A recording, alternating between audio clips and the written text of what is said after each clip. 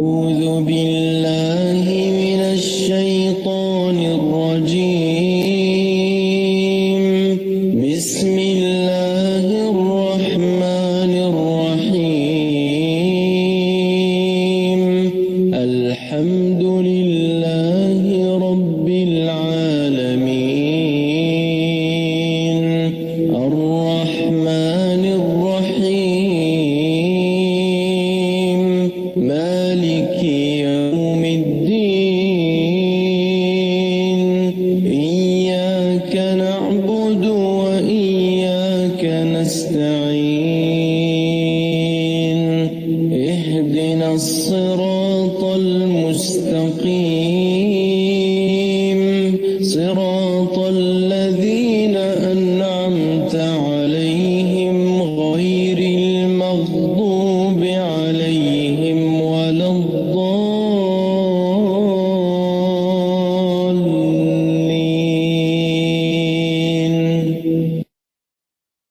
Saudara-saudara kaum muslimin rahimakumullah, itu sebabnya Allah pesan benar-benar, ya ayyuhalladzina amanu qu anfusakum wa ahlikum nara.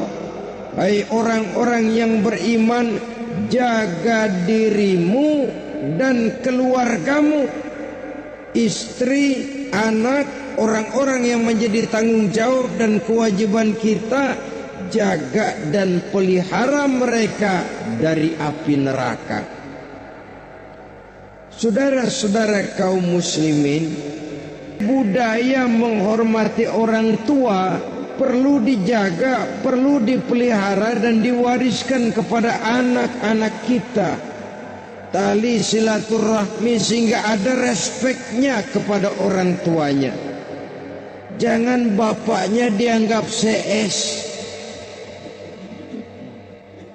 ibunya dianggap CS, kakeknya dianggap CS. Hilang rasa respek, hilang rasa menghormati. Sementara orang tua sendiri tidak bisa memberikan keteladanan, kurang mendapat perhatian dan lain sebagainya kepada anak. Nah, kalau kau naik kelas 1 sampai naik ke kelas 2, bapak beliin sepeda. Tamat SD nak, motor. Tamat SMP nak, ke Bali kita. Tamat SMA nak, Singapura. Saudara-saudara, tapi kalau untuk urusan sholat misalnya, kita tidak pernah memberikan sugesti kepada anak-anak kita. Nah, kalau kau hafal Fatihah lengkap dengan artinya, bapak beliin sepatu. Nah, kalau kau bisa sholat dengan baik, cukup syarat rukunnya, bapak beliin sepeda. Ada rangsangan, ada sugesti yang membuat anak lebih tergerak untuk hidup dalam suasana keagamaan. Ya bunayya aqimis sholat, nak dirikan sholat. Sebab ini sandaran vertikal yang paling langsung antara manusia dengan Tuhannya. Menyadari bahwa sepanjang yang bisa dilakukan oleh manusia hanyalah berusaha dan berusaha, dan kepastian sepenuhnya ada di tangan Allah. Dengan solat kepribadianmu diperteguh, dengan solat sandaran vertikalmu kepada Allah diperkuat. Dan pada waktunya nanti Al-Quran memberikan bimbingan, hendaklah minta tolong kepada Allah dengan sabar dan tetap mendirikan solat. Ya bunayya aqimis sholat. Setelah itu, wa'mur bil ma'rufi wanha 'anil munkar. Tegaklah membina yang ma'ruf, tegaklah mencegah yang munkar. Ini sikap hidup sudah. Solat tadi tugas hidup. Lalu sikap hidup tampil di tengah masyarakat, membina yang ma'ruf, mencegah yang munkar sesuai dengan kesanggupan masing-masing. Bukankah setiap kita kepingin punya anak yang bermanfaat, setidaknya bagi keluarganya, syukur kalau bisa bagi lingkungannya, bagi masyarakat bangsa dan negaranya. Dan satu di antara tanda orang yang bermanfaat, kalau dia bisa hidup menjadi penganjur yang ma'ruf dan pencegah yang munkar. Dan itu kalau tidak ada hidayah, sulit orang mau melaksanakan itu. Sebab apa? Ada kecenderungan belakangan ini di mana agama dianggap urusan pribadi. Sehingga orang lalu sering bilang, jangan bawa-bawa agama dah, itu kan bukan urusan agama. Ini sudah ciri berpikirnya sekuler. Jangan bawa-bawa agama. Agama urusan pribadi, artinya orang mau sholat mau enggak jangan bilang apa-apa dah, urusan dia sendirian. Dia mau puasa dia enggak, merdeka saja, urusan pribadi.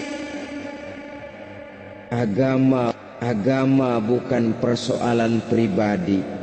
Apalagi jika sudah menyangkut amar ma'ruf dan nahi munkar, siap menegakkan yang baik, mencegah yang munkar untuk tegaknya satu masyarakat yang diwarnai oleh kebaikan dan terhindar dari segala macam kejahatan.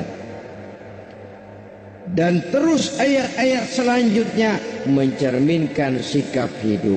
Namun yang intinya cara mendidik anak yang baik yang dicontohkan oleh Al-Quran dengan Luqmanul Hakim sebagai model. Pertama, tanamkan tauhid. Yang kedua, tanamkan rasa hormat dan berbakti kepada ibu bapaknya.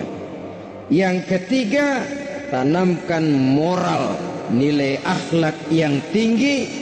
Setelah itu yang keempat, biasakan hidup dalam suasana keagamaan. Kontrollah sholatnya, kontrollah baca Qur'annya, kontrollah puasanya di bulan Ramadan.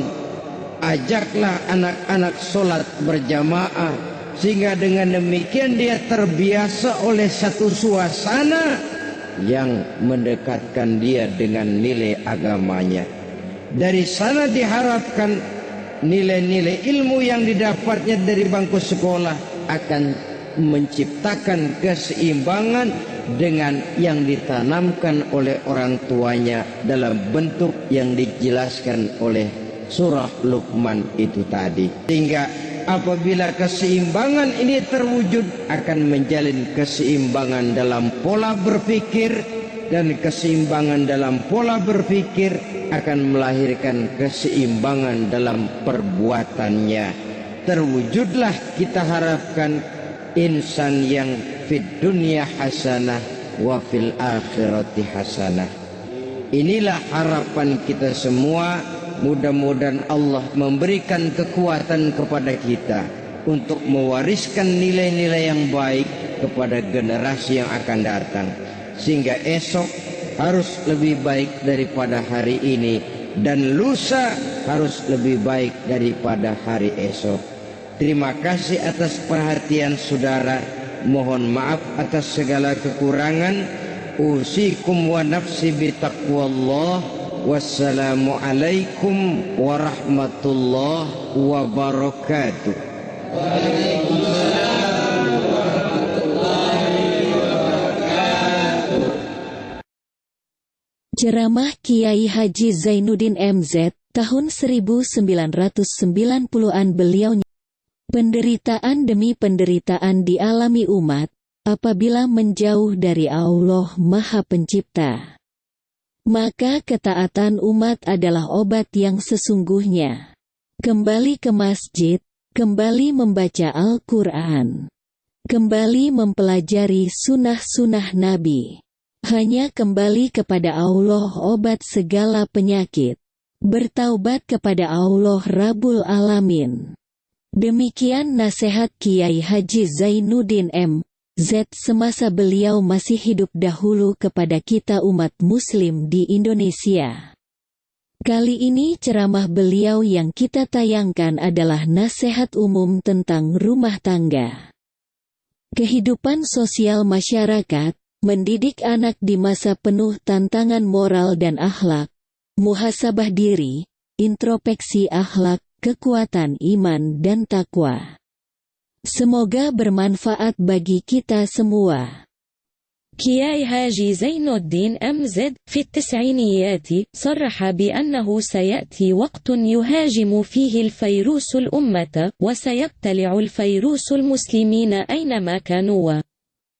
اليوم في عام 2021 عندما أصيب بلدنا وحتى العالم كله بفيروس كوفيد-19 مات العديد من الضحايا ومات الملايين وزاد معدل الفقر بشكل حاد. المعاناة من أجل المعاناة التي يعيشها الناس بعيدا عن الله الخالق. فطاعة الناس هي الطب الحقيقي. نعود إلى المسجد، نعود إلى تلاوة القرآن، ونعود لدراسة السنة النبوية، إلا أن العودة إلى الله علاج لجميع الأمراض. توبوا إلى الله ربنا الطبيعي. هذه هي نصيحتك يا حاج زين الدين محمد عندما كان لا يزال على قيد الحياة لنا نحن المسلمين في إندونيسيا. هذه المرة محاضراته التي نقدمها هي نصائح عامة حول الأسرة والحياة الاجتماعية وتربية الأطفال في وقت مليء بالتحديات الأخلاقية والأخلاقية والتأمل الذاتي والاستبطان الأخلاقي وقوة الإيمان والتقوى. نأمل أن تكون مفيدة لنا جميعا. أعوذ بالله من الشيطان الرجيم. بسم الله الرحمن الرحيم. الحمد لله رب العالمين. الرحمن الرحيم. مالك يوم الدين. إياك نعبد وإياك نستعين.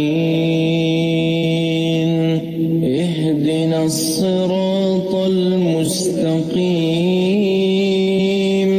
صراط الذين أنعمت عليهم غير المغضوب عليهم